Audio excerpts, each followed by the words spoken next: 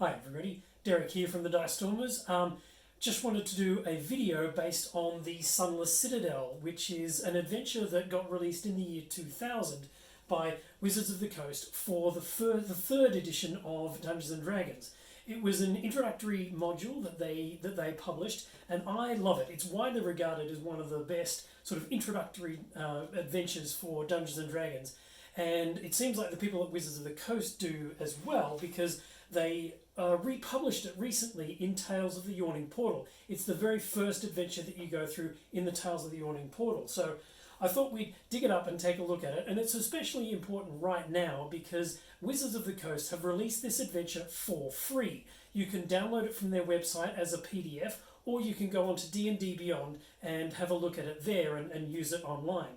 I will put all the links for that in the description below, and I'd also encourage you to look at the Dice Stormers playing through this adventure.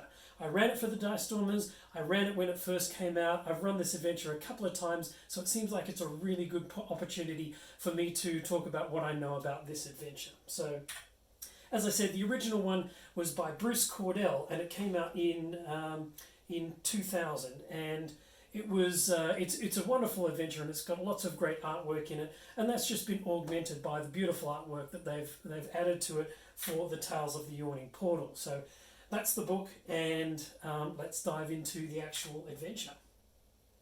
So you can kind of place the Tales of the Yawning Portal anywhere. There's hooks in it here to put it in Kryn or Dragonlance or Forgotten Realms, wherever you're in particular you want to place this adventure, wherever your campaign is.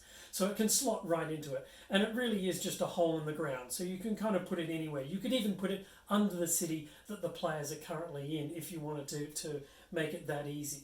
It's also got 3 hooks to it, which range from kind of boring to really interesting. So I'll go through them all. The first one is the players are questing for glory, right? So who cares? Everybody is.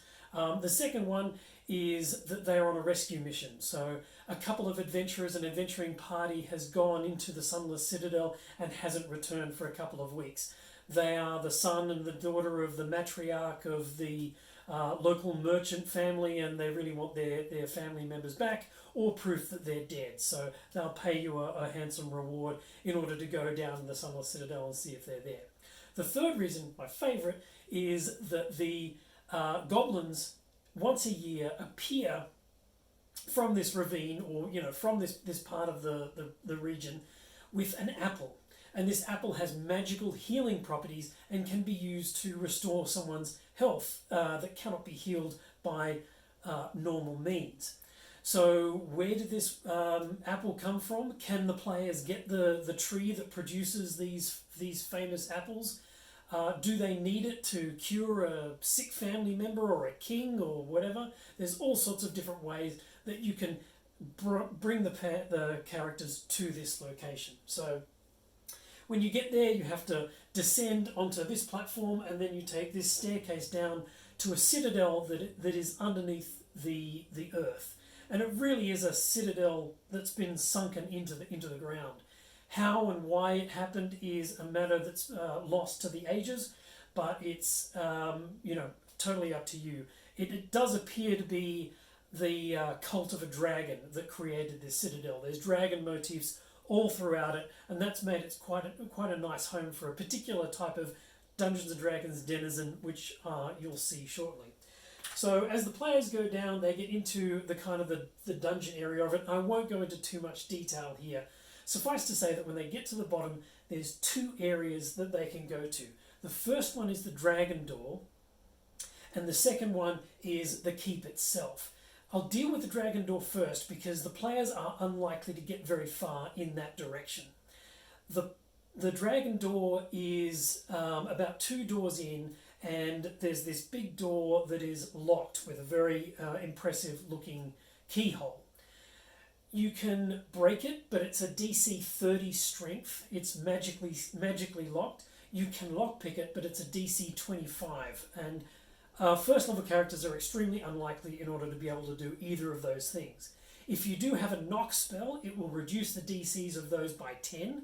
So if the players want to burn a first level spell with to make it a none to a slim chance of lockpicking or breaking open this door, they can do that.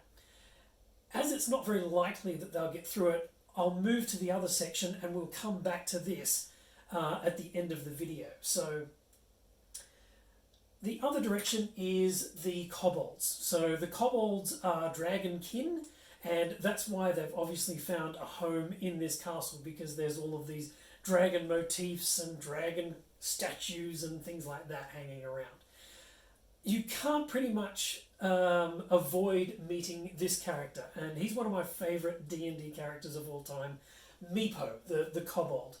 Now, when you come across Meepo, he's absolutely distraught. He's cowering underneath a table, and he's crying his little heart out because he has lost the clan's dragon. He is the keeper of the dragons, and his status has been stripped away from him because the dragon that they have, a baby ice dragon, has escaped.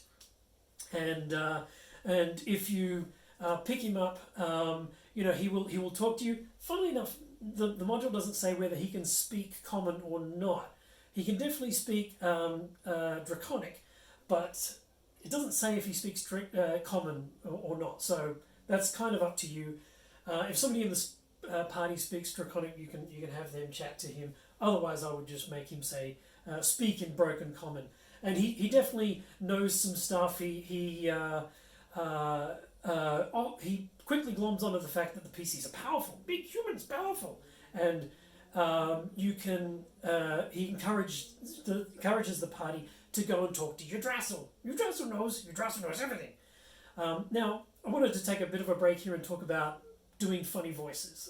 I love doing accents and funny voices, and there's a little tactic that I use whenever I'm doing it, and I think of a word, and my word for Meepo is Yggdrasil knows everything, and you kind of get into the spirit of Meepo just with that one word.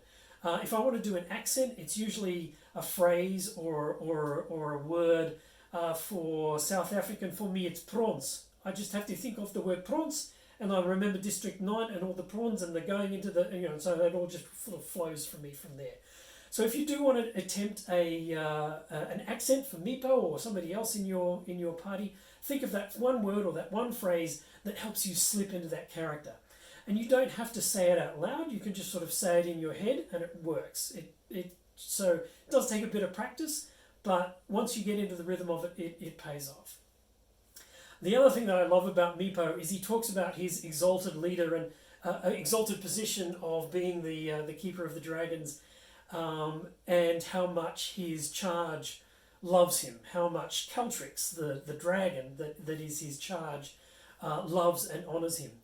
And the other thing you notice about Meepo is that he's covered in scratches and bite marks and scars and all of this sort of stuff, because the dragon hates him and hates being chained up and just wants to be free and go and kill things in the countryside. So that's the sort of the duality that I love about Meepo, is that he's constantly being punished for having this dragon and constantly thinks of it as his life's calling.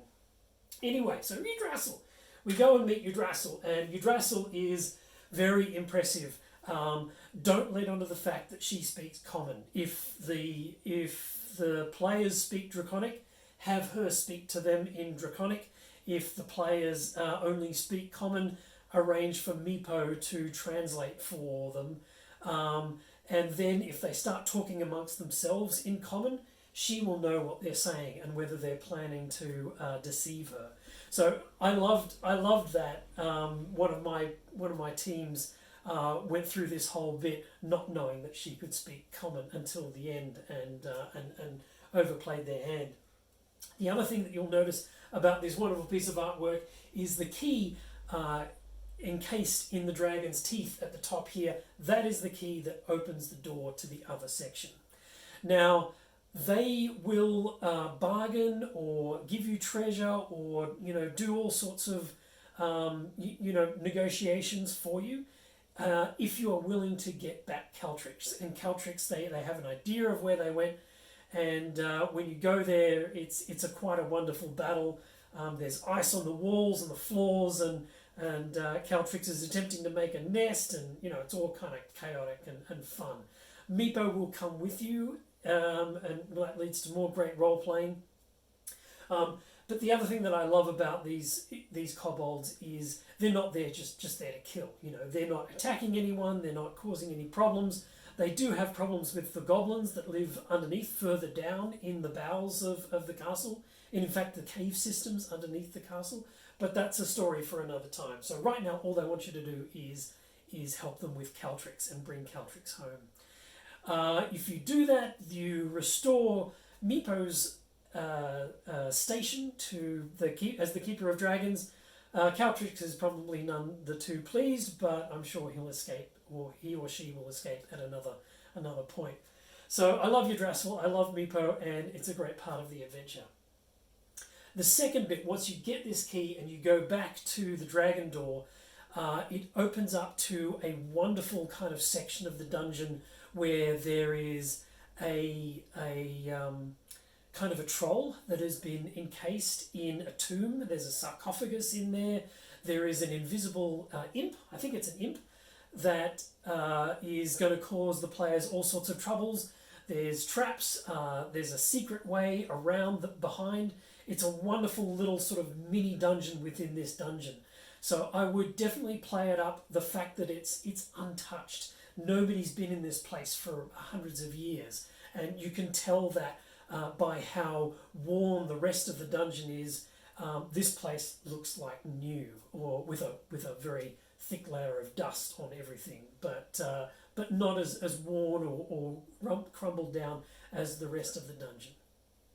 So after this, the players can go back if they've negotiated well with the kobolds. Then they can pass through into the lower levels where they can perhaps solve the mystery of what is going on with the Sunless Citadel, and perhaps meet and defeat Balak and his Gulfas tree. So I'll go into that next time. If you've enjoyed this video, please like and comment below if you'd like me to cover anything else, and we'll see you next time for the Gulfas tree.